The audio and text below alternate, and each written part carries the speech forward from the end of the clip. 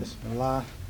I want to welcome the First Sunday audience here at this June 1st Sunday uh, program, and at the homeschooling and uh, homeschooling and internet education. I don't have the exact language we're using, but this is something we've been really excited about doing, and we're here. We have several guests here, so I'm gonna be real brief that are gonna bring us up to speed on some of the works that have been done and some information, a real great wealth of information I'm sure they have to share with us. But before I do that, our Ramadan session is next week, this Friday. Kicks off the first day of our 3-day Ramadan session. And first of all, I want to wish everyone a blessed and successful Ramadan. And I'm sure all of you are enjoying Allah's mercy and His blessings this month. And our audience here and our audience abroad, we pray that Allah gives them full reward for their sacrifices. And congratulations to us all. So we hope, on that note, I hope everyone that's planning on attending the program has prepared themselves. They can contact us at the Mosque's website or call us for attendance. And if you don't already have lodging, we can help you find out about it. I'm sure the information is on the website as far as the meals that we have.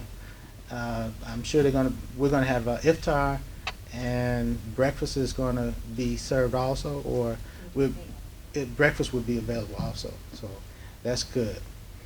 Alhamdulillah. Well, other than that, our convention, we all know that our convention has moved from the past 2 or 3 years. We've been here in the Chicago area, in the south suburbs here. We're real excited about the progress that's being made. Most of I don't see the chairs for the convention, but most of our staff, committee people, they're probably saving a little bit of their travel expenses because they're going to be right back here Friday. But we're making great progress and with the convention, and we're real excited about the convention and being in New Jersey. What's the city? Newark. In Newark, yeah, Newark, New Jersey, pardon me. Yeah, in Newark, we're real excited about that. And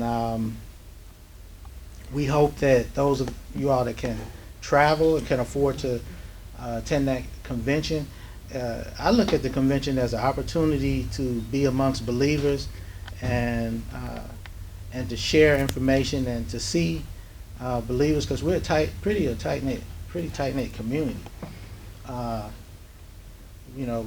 That have followed the leadership under Imam Muhammad over 30 plus years. So most of the community, although we're spread out across the country, we almost like a big family, So we have people that I'm sure we're gonna really feel that we made the right choice when you see them. It's always when you hesitate and you miss out. But if you just make that choice and go and see the convention and go to the convention, you're gonna really be happy that you did, because you're gonna be able to reconnect with believers and people that mean a lot in your life and that have strong influences in your life. As far as the program, the convention, it's going to be first class all the way. We're working on the individual programs now to get the flyers out and all that information, but registration is open. You can get the registration at Mosque Cares website and also at your local masjids, your local Islamic centers. And if they don't have the registration booths there, then have them contact us and we'll send them registration forms. Many of them have registration forms that they can pass out, and others will show you how you can download them off the internet, inshallah. And also in the Muslim Journal, they're not in there yet, but they'll be available in the Muslim Journal.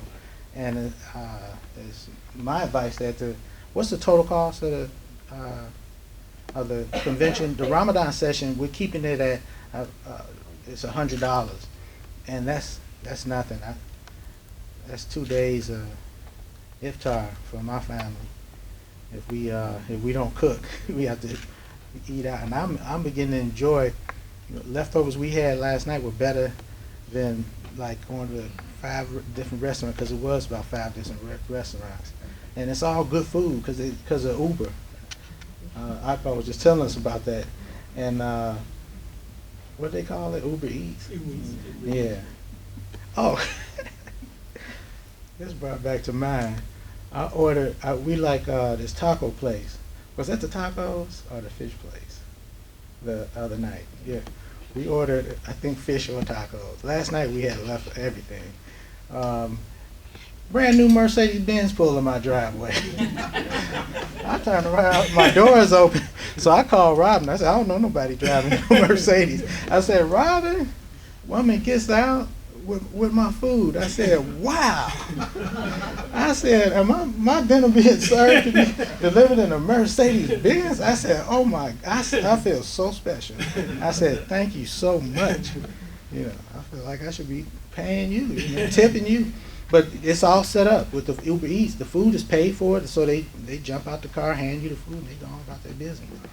So, but I didn't feel bad because I'm everybody on my block had brand new cars, and I thought they sent us a booklet showing you the rules for the subdivision or just the details. It's nice. I think it's the first year we ever had something like that, right? And they said something about vehicles in disrepair. I said, oh. And then they said no flats and no this and that. I said, because I got a vehicle in my driveway. I said, it looked like it don't run, but it runs. I drive, and my wife drives it every day, her choice. But I said, I ain't about to buy no new car. I don't need a new car. I turned 50 last year, and they don't excite me. If I want a new car, I'll rent one, drive it around the block and take it back. But alhamdulillah. But I did feel when the I used to say delivery boy, but this was a young, beautiful, healthy African American woman driving a brand new Mercedes-Benz, pulled up and delivered my tacos. I said, man, I need a new car. I felt bad. My raggedy 99 Plymouth Voyager sitting in the driveway, and I love it too. Yes, every time I drive it, a piece falls, small pieces, not big pieces. The rust around the kick panel, it does. It be rusting my little pieces of metal in my driveway. But I say I'm not gonna get it fixed yet. A big piece have to fall off, then I'll fix it. Inshallah. Okay, I'm gonna not hold up the program. I promised myself that, and I hope we all enjoy it. And I pray Allah blesses our efforts here, because I really appreciate the sisters keeping this. This is a really extremely important task of ours to have a community. Education should be first in priority for a community, because our children are our future, and the children, we hope that they're able to replace us. And the mosque is a charity. A lot of people don't realize this. That a lot of these businesses out here with these dual conventions that do what we do, we're the charity. The businesses do more charity than we do. So, people forget that the mosque is a charity, and we have to raise funds. And if we don't have people doing business and educated youth success in business, and today you need an education, or you need to at least know what's going on and be connected in the world in order to be successful. And it's our hopes that our community will continue with the support of our young people. This is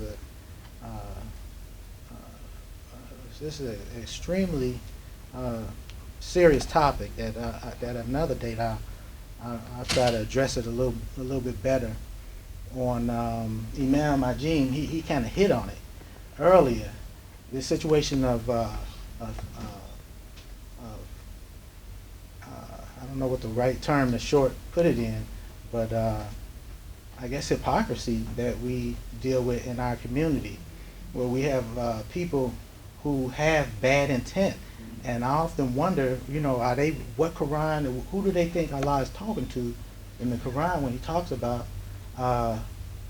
doing evil and committing crimes, you know, crimes against your own human nature, crimes against yourself and people, that when you mislead people, that Allah is going to give you a double punishment. And I don't know, that maybe they reading the Quran and thinking Allah was talking about something 1,400 years ago, and maybe that don't, you know, he should have updated it by now or something. Because it's really complete insanity, the bold and brazen crimes that people commit against Allah and against the name Muslim and against this community and against faith. You know, we're faith people, we're not criminals, you know.